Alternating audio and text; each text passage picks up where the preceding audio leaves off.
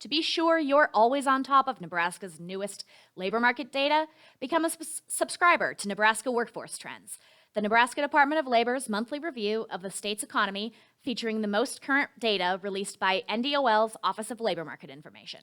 By signing up, each new issue of Nebraska Workforce Trends will be automatically delivered to your email inbox as soon as it's published. In this video, I'll show you how to subscribe to Nebraska Workforce Trends so you'll never miss a thing. The first step is to open an internet browser and visit anyworks.nebraska.gov. From there, in the column on the right under the Labor Market Information section, click on Labor Market Analysis. Then, scroll down to Spotlight on Trends and click Register. Finally, enter your name and email address. Soon after, you'll receive an email message containing a confirmation link. Don't forget to click the confirmation link to complete the subscription process. Want more labor market information?